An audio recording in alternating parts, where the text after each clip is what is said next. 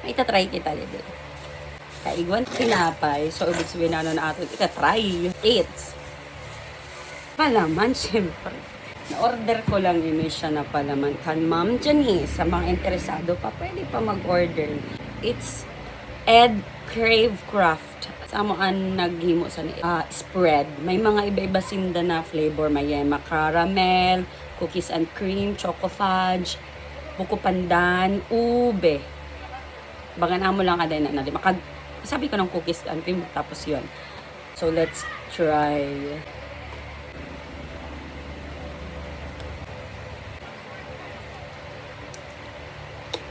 Ay, kapagal man pag-abre. Hindi na. Yun.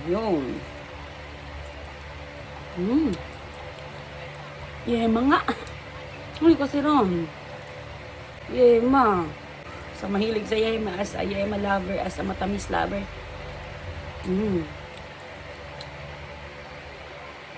Mga kondensada. Morning. Kasi ram. Okay, let's try. Abo ko siya sin ipalaman. Gusto ko siya.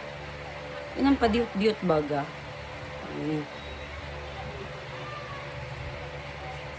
Tapos.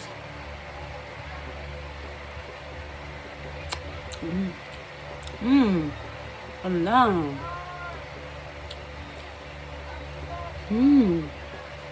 Perfect dessert kaya kakakaon ko pa ng lugaw.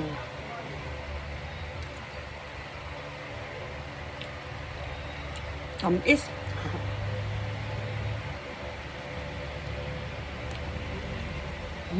Gutay lang siya ni.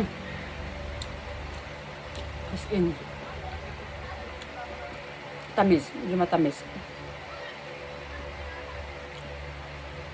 Sarap.